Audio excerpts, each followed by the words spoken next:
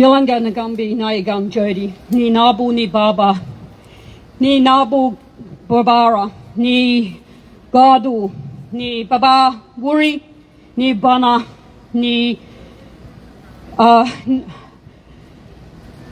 Baba Jane Jalangi, ni Nurnama.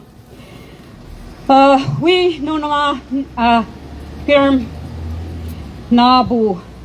And ni Gujagas, Kuruma, Yirama, Yinama, Yi, no, Janba, Jayan, Wayagangai, Kurum, Ki,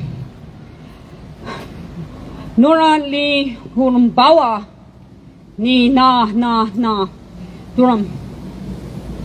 So hello and welcome. My name is Jody.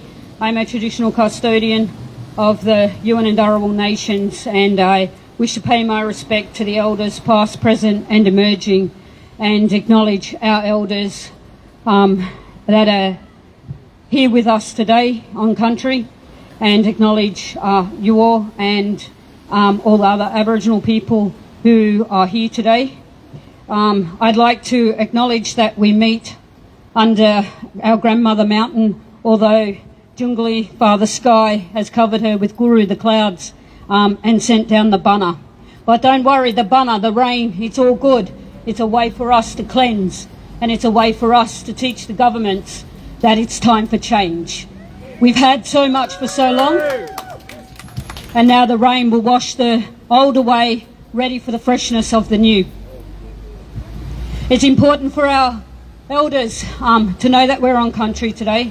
So Baba Wuri, who's behind Guru the Clouds, grandfather's son, he's the whole reason we're here, the giver of life, and he keeps us warm when we're cold, but he also teaches us and has done for a long time. We are saltwater people, so we come from the Gadu, and as saltwater people we are accustomed to living between the mountains and the sea, so Babara the mountains and Gadu the sea. And as those saltwater people, we lived in a time where bush littered where the buildings now stand. So again, I say we are accustomed to change. And I say to you that as the first custodians here, we were very passionate about our people. And when our people were sick, or when our people were not able to be fixed by our bush medicines, because their illnesses were more terminal, or their illnesses were more physical, or emotional, or psychological, we didn't leave them. We didn't decide to half treat them and then walk away from that. We took them into our budbul, our heart, and we stood with them and we nurtured them. And when they couldn't eat, we sat with them. We still prepared their food. We still hunted for them. When they couldn't move from one location to the other, we carried them. Just like NDIS does, carrying so many people on such limited funds. And the mere fact that this could all be cut and taken is a tragedy in itself. So we need to stand united, and we need to know that right from the first custodians, we left no one behind.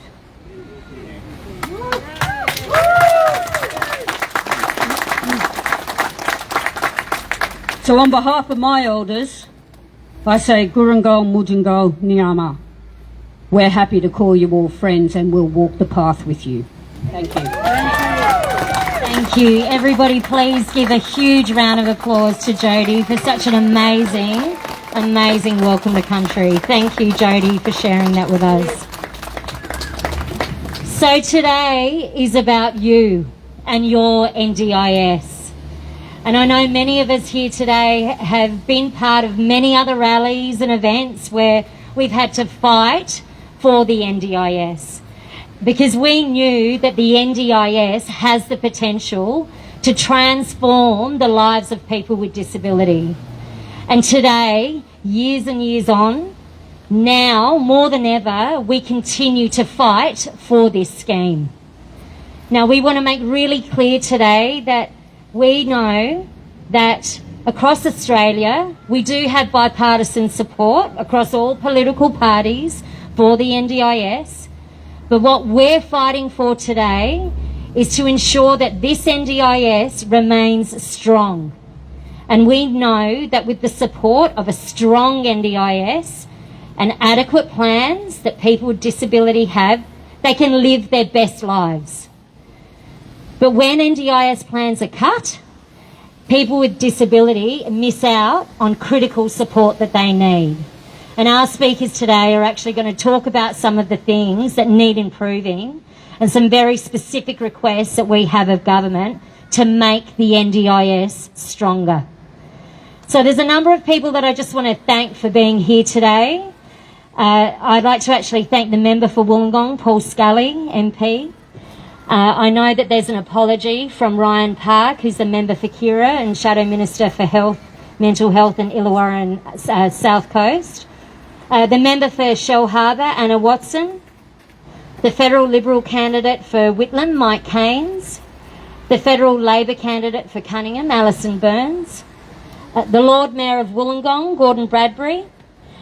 Philip Petrie, who's actually the chair of the NDS committee. And also our very, very special guest speakers, Kerry Stratton, Alice Patton, Tracy Smith. Thank you so much for being here. But most importantly, I want to welcome all of the people here with disability, your families, your friends, and your amazing team of workers that have all come out to join us today. Please, let's make some noise. Thanks for being here. I think we should just take a moment to actually get our banners in the air and actually make sure that we remember why we're all here today.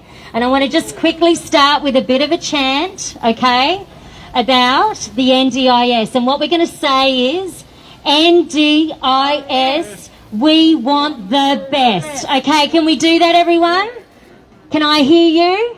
Yes? Louder? Okay, let's go. Let's start. NDIS, we want the best. NDIS, we want the best. Awesome. Give yourself a round of applause. So today's a really, really important day because we're actually here to talk about some of the challenges that people are experiencing due to cuts in their NDIS plans that are leaving people in this region without critical supports.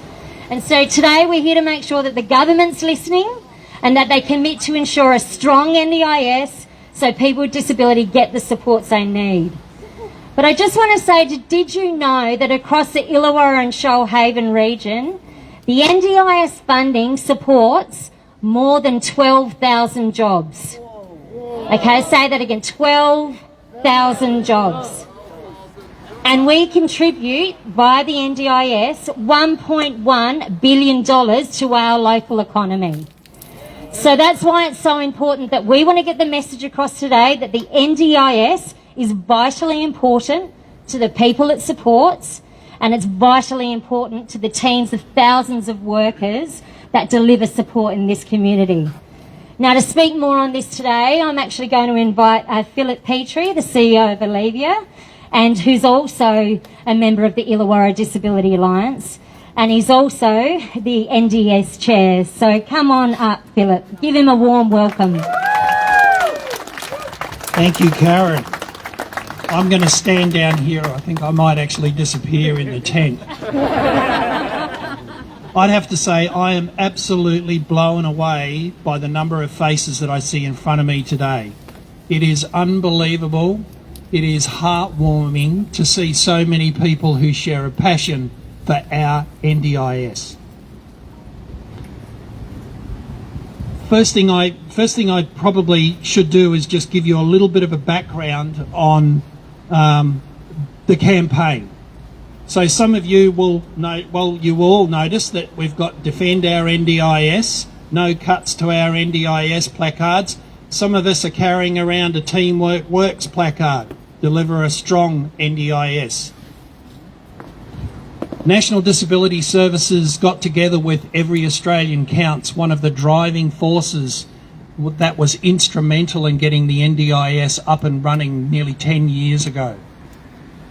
We've worked in partnership with people with a disability and with the advocates and with providers nationally to put a campaign together to send a clear message to Canberra that our NDIS matters and that we will not tolerate it being weakened.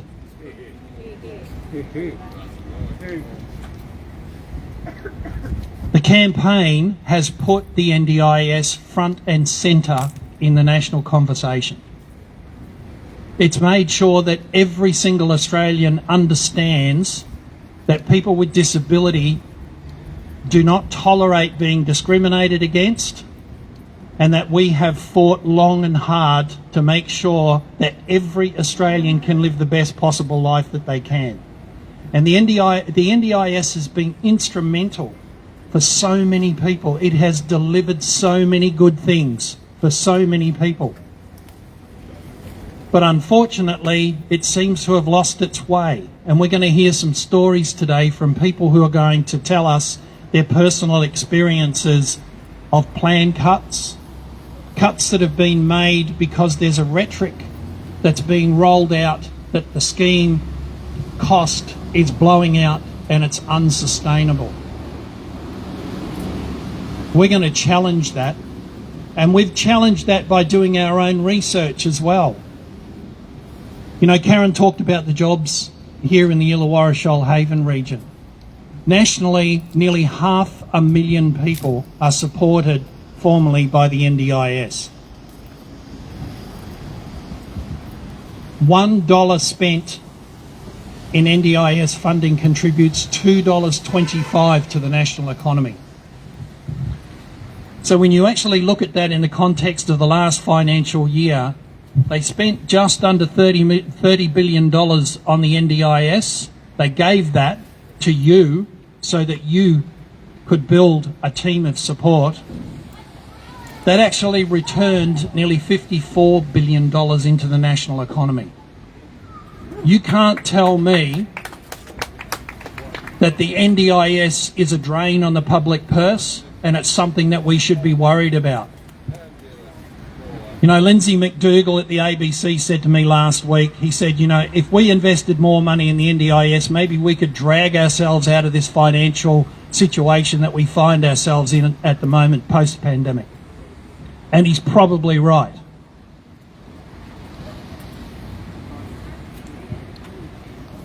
Teamwork Works celebrates the fact that with NDIS funding, so many people have been able to gather a team around them.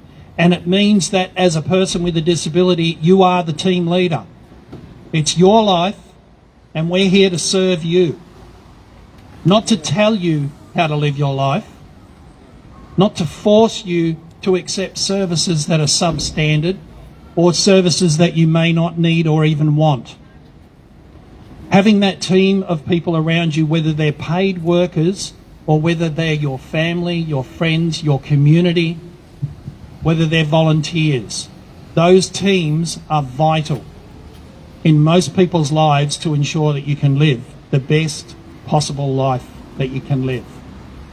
We're calling on all candidates not only to support the NDIS, because as Karen said, that's kind of already in law. They can't take it away from us, but they can meddle in it.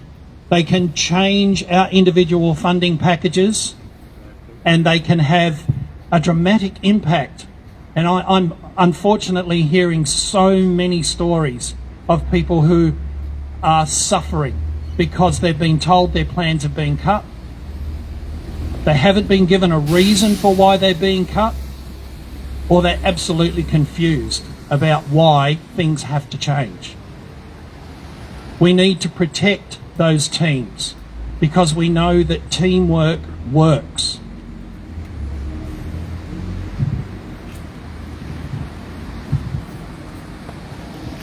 We're calling on the government for three things. Proper planning. I'm fed up with hearing stories of people that are being told this is your budget when really they haven't been asked what it needs to be. We need fair and independent pricing. You know, as service providers and through National Disability Services, we represent providers all over the nation. We need money to be able to run our services. You can't run services on nothing. I'm concerned that providers are being pushed to the wall and we're actually seeing some services close their doors. Who suffers? Not me. You know, I can go and get a job, but for the people that we support, closing the door on a service means they've got to go looking for those services somewhere else and they may not be available, particularly in regional remote areas of our country. And we need genuine partnership. We fought for the NDIS. People with disability stood up and said we want it. We got government to agree to it. It got passed into law. But it needs to grow and it needs to evolve. It's not perfect. It's got a long way to go. But who knows best about where it needs to go? You do. All of you do. And you need to be part of that conversation. We don't need bureaucrats telling us how we're going to live our lives. That's our right. And we demand it. There's an amazing group of people that National Disability Services represents called the Illawarra Disability Alliance, and I just want to finally just pay homage to them because they are in there every single day fighting for the NDIS and fighting for your supports. So I just want to acknowledge the members. So you can give them a really good cheer, particularly if it's your CEO and your organisation, your team that I'm talking about. Let's see who can come up with the biggest, loudest cheer. Chris Christodoulou and the Greenacres team.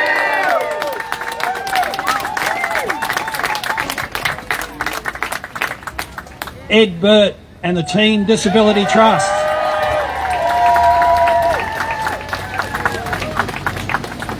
Karen Burdett, Team Cram.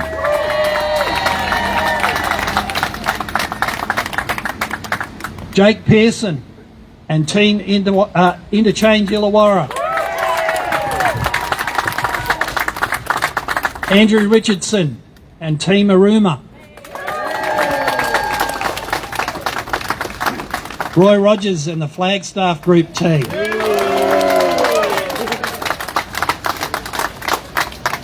I got told there was no rivalry between you guys, Greenacres and Flagstaff.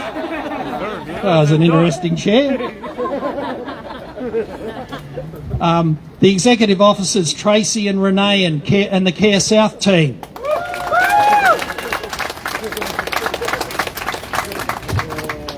Mark Borg and Team Northcott. Craig Thompson and Community Gateway team.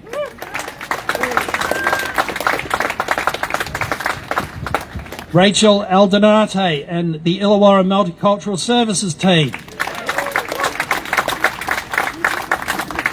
And a shout out to Anna Batchik and the Community Industry Group team.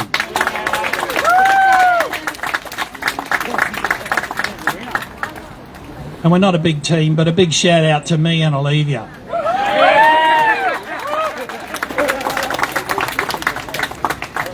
Thank you everybody for coming today. It is heartening. You guys in the Illawarra Shoalhaven are amazing. When we pull a rally, you always show up. It's so good to see so much passion. Let's make sure that people don't stop talking about the NDIS. Thank you.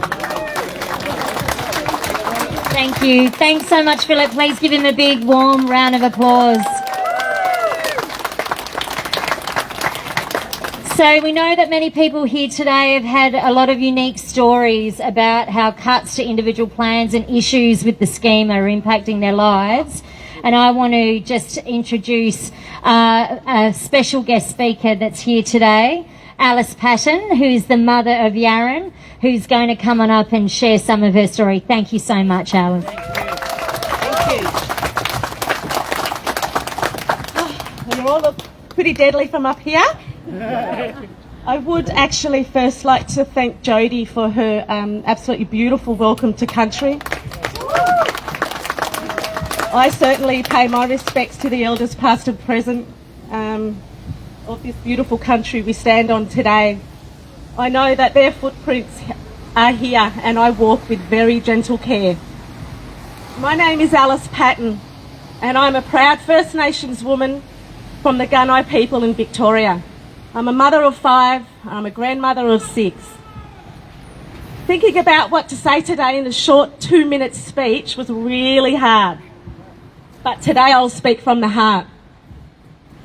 I've had to fight for my rights all my life and fight even harder through blood, sweat and tears for my 16-year-old, nearly 17-year-old son, Yaron, in the two worlds, in his profound disability and his identity as a young Koori man, in bringing these two worlds together. I think about the extreme challenges I faced before the NDIS. I'm actually shaking when I think about it. It's extremely overwhelming. And I can still feel the sense of hopelessness, lost, grief, and the deep sadness and the isolation. This is real for people in my position. This is a daily life realance for people in my position. In my people, the stats and percentage of Aboriginal and Torres Strait Islander people living with disability is ridiculously high. It's 46% of Aboriginal and Torres Strait Islander people aged 15 years and over have a disability or a restrictive long-term health condition. The Aboriginal and Torres Strait Islander people are 2.6 times more likely to have a profound, severe disability. And given that we're only 3.3% of the population, now that's very alarming. I don't have time to explain why this is, another date, another time. But when we think about the NDIS and close the gap, a lot of other national Commonwealth funded programs, we need to get business done and we need to get it done right and start representing and speaking to the audience you are funded to serve.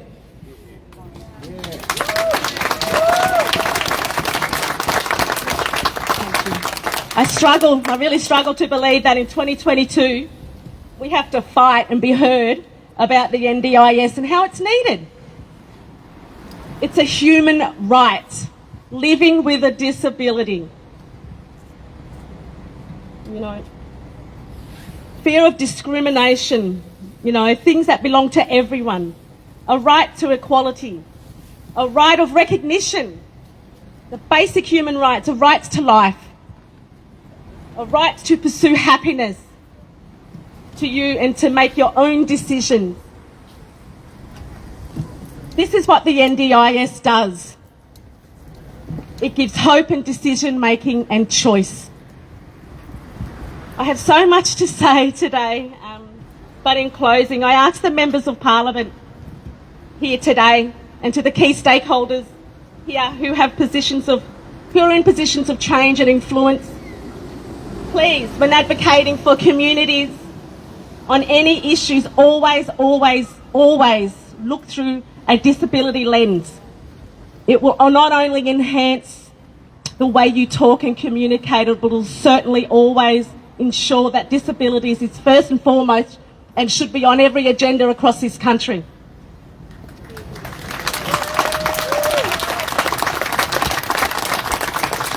Something I wasn't going to say, but I kind of just got a need to say it. You know, let's be creative, let's be proud.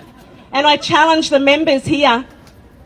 You know, it's a federally Commonwealth funded program, the NDIS, but we have billions and billions of untaxed funds from the mining industry. Let's be creative and let's step outside the square we live in and let's really ask the audience what they need. Yeah. And I thank you for today. My son lives in Shoalhaven. My son lives in Shellharbour. I've just moved to New Wollongong 12 months ago. I'm supported through the lovely Disability Trust. I cannot say loud enough how much the Disability Trust have listened, have heard me, have put my two worlds together and have validated the complex high care needs that my son deserves, and fight very hard to ensure that this occurs for him. So thank you all, and thank you all. Yeah. Thank you so much for that, Alice. A big round of applause. Appreciate you sharing that story. So now I'd like to welcome our next speaker, Tracy Smith, who is the mother of Seb, to come up and share her experience with us. Welcome, Tracy. Hi, I'm Tracy. I'm here to talk about my son. I'm his advocate. He has behaviours, he has autism, but his funding keeps getting cut. And he needs one-on-one, two-on-one, but we just keep getting knocked back with, like, his quality of life is not great. He just...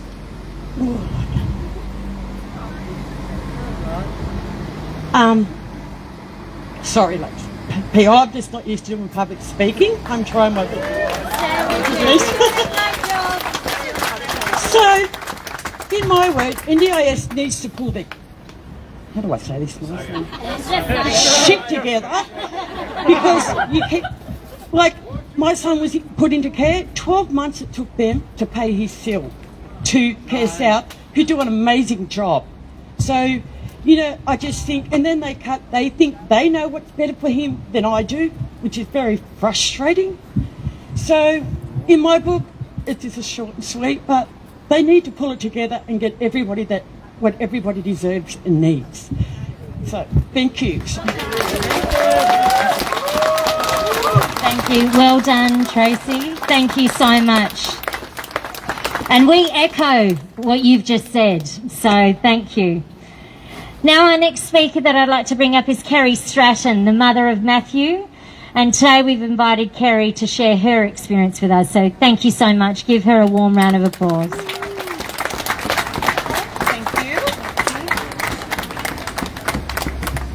Hi everybody, and thank you so much for having me today.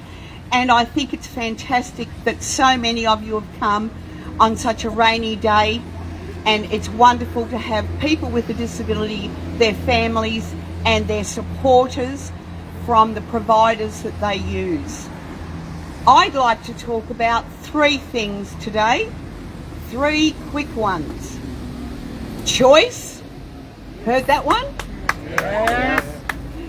Decision making? Yes. Heard that one? Yes. Let's talk about choice. Control, because that's the third one. Control isn't ours. No. It's not my son's. It's not our family. It's not the service provider. It's this nebulous organisation that has fairy dust, which I call necessary. Ever heard that word? Yeah. Reasonable. Heard that word? They're in control. And it also means that families are sucked into a vortex of paperwork. Document. Same thing every 12 months. Document. And that is for permanent disabilities. It hasn't changed in 12 months. Why on earth is more documentation required? So not only just families sucked into this vortex, but so are their providers, because they're doing an enormous amount of documentation and paperwork. And that means that people required to do that in those providers have to come off front-line, highly skilled service provision to go into a back room to number crunch, to provide services. The overwhelming conversations I have as a mum is that other families feel the same. We are just overwhelmed by the amount that the NDIA expects us to do. And we do it time after time after time.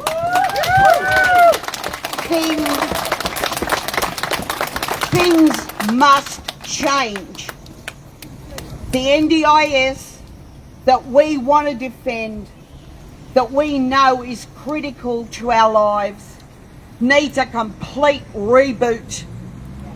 And I have a dream that upstairs in those boardrooms, at the top echelons of the NDIA, that people with a disability are employed there. They need to be employed there, because I'm not disabled. I don't have the direct experience of being disabled. I've walked alongside disability for sure. But we need people upstairs making decisions who actually have lived the disability life. Yeah. So that's my dream, and a complete reboot of the NDIA. Thanks for listening. Thank you. Wonderful. Thank you so much, Kerry, for sharing that. I think that's actually going to be a perfect statement. It needs a reboot. And maybe we get a bit of a chant going on that one at the end. But as many of you are aware, and as we've been saying across all of those different experiences, is that we're trying to get a message to government. And as many of you know, in the next couple of weeks, Australia goes to the polls for the 2022 federal election. And for today's rally, we invited some of the key federal candidates for both major parties to share with us their party's policy and their commitment to the NDIS if they are successful in getting into government. Now, whilst we did extend an invitation to the federal Liberal candidate for Cunningham, Marcus Uren, he advised he was not able to attend today. An invitation was also extended to Mike Keynes, the federal Liberal candidate for Whitlam, who also declined to speak at the rally today, but who has apparently come along today to hear from our range of speakers and listen to their concerns. We also received an apology from the federal member for Whitlam, Stephen Jones, and he apologises that he couldn't be here today. But somebody that is here today to speak to us is the federal Labor candidate for Cunningham, Alison Burns, to give Labor's position on the NDIS in the event that they get into government. So a very warm welcome to you, Alison. Thank you so much for having me here today. And I'd also like to acknowledge Paul Scully, the member for Wollongong. He's here as well, and Dylan Green is over there as well. But thank you so much. I've met so many of you and advocated for you and fought for a better deal for the NDIS through my work in Sharon Bird's office.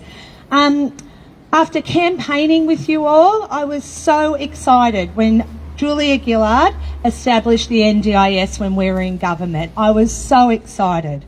In my mind and in yours, it meant an end to the constant juggling of funding programs, piecing together proper support and care. But the NDIS is not working the way I want it to, and it's not working the way that you guys need it to. The Morrison government has slashed plans by up to 90%. People are having to provide more evidence than ever before to get the outcomes that they need. There has been a 400% increase in appeals of NDIS decisions, and the NDIA has spent $28 million on legal fees fighting these appeals. Imagine the type of support that that could provide to you. Thank you. People with disability and their carers and their families should not have to fight this hard to get the care and support that they need. You have enough on your plate without having to fight every step of the way. As the Labor candidate for Cunningham at the election on 21 May, if elected, I can assure you that a Labor government will put people with disability at the centre of the NDIS. Yeah. Where they belong. We will stop the cuts to NDIS plans, we will stop the waste and mismanagement, and we will make the scheme more transparent. We will bring forward the planned review of the scheme and investigate the way the call centre operates so participants and their families get the best assistance possible.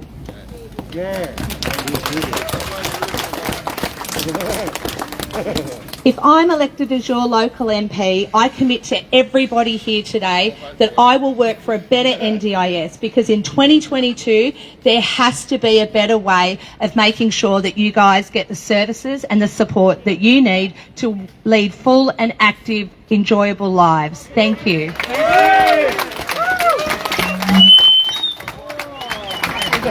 Wonderful. Thank you so much. Can everybody please give Alison a big round of applause for that? I also do want to mention Dylan Green, the candidate for Cunningham, who's also here today. So sorry, Dylan, I've missed you in my original thank you. So thank you for coming today. So finally, what I would like to do is actually to introduce our Lord Mayor of Wollongong. I believe that he is here around. I can't see you. Hello. So our Lord Mayor Gordon Bradbury is a very strong advocate of people with disability and the many organisations and workers that are based here in our community. And I'd like to have him say a few words. Thanks so much for joining us. Thanks, Kerry.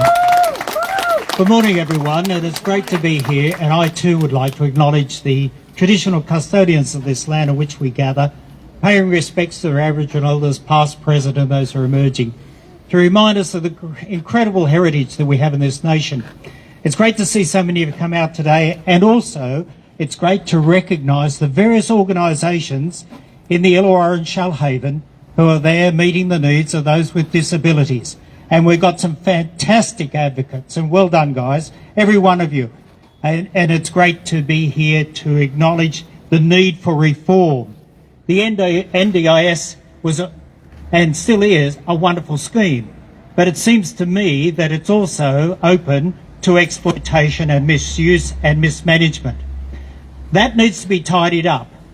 But let me just also emphasise that just recently we had the JobKeeper and Job Seeker schemes, where there were incredible exploitation of government resources that seems to have just gone into the abyss and a deep hole. And the government seems to have found no reason to go and retrieve some of that money and redirect it to more appropriate purposes. So there is mismanagement, and it's at all levels. The NDIS does need reform, and as has been highlighted, The voice of those with disabilities needs to be at the top, not at the bottom. And that's the problem. It isn't reflecting the struggles of all the bureaucratic nonsense that goes with the continually filling out forms, meeting requirements, and all those things in the context of where pricing and costs are going through the roof. At the same time, the expectations and the needs of those working in the industry, like all of us, require a substantial increase in salaries and opportunities for advancement and recognition. So there are lots of factors involved in this, and that's why it's very commendable to hear Alison's commitment to making sure that this sector is adequately represented and also reforms are put in place. Well done, Alison. And all those candidates who have come on board. But from my perspective, just as the Lord Mayor of this city, this wonderful city, we have incredible organisations in our city working in the interests of those with disabilities. And so I just want to say once more, thank you, every one of you. What an incredible community we have. And Council is working and doing its bit for inclusion. But it requires the efforts of the federal government to target the NDIS in such a way as our whole community is advanced. You know, any community is only judged not by the richest and the more powerful on top, but by its weakest link. Any chain is strongest only at its weakest point. And as far as I'm concerned, all people, every one of us, need to be supported, encouraged, and also find the full potential of life. But when it comes to things, just simple things like filling out forms, just the opportunity to tick a box, same as before, as you pointed out, in terms that we do not need to go through continual processes of pushing paper and all the requirements just to find a decent standard of living and the most appropriate and most targeted of services. That's what we're after. Reform. The money is there. Let's apply it. Let's target it. And let's facilitate a better life for every human being in this country. So rich, so enabled, and also, let me say, a society where we all believe in a fair go. Thank you. Thank you. Thank you so much, Lord Mayor. So thank you so much to all of our speakers today. That's the end of our speeches, and thank you so much to all of our colleagues that have joined us here from the Illawarra Disability Alliance. But I just want to make sure that we're really, really clear on some of those key things that we discussed today. So those 3 Ps. So we want proper planning so that people with disability have the resources that they need to build and retain the right team for them. We want fair and independent pricing so that providers can offer good quality services that people with disability need. And we want genuine partnership and a real commitment from the government to work with participants and providers to build a scheme that delivers long-term support. So thank you so much to everyone for coming along today. I think before we finish, we really want to hear everybody make a huge amount of noise. And so everybody please give me a cheer to defend our NDIS. And we might just round off with a bit of a chant of the NDIS. We want the best. NDIS. We want the best. Fantastic. Do we want to do a reboot? No. Roy wants a reboot. But thank you so much, everyone, for coming. Maybe we can have a bit of a song play, and but please, thank you so much. Please take your signs home. Put them in your window and tell the community about it. And a huge round of applause for Karen Burdett. Thank you, everyone.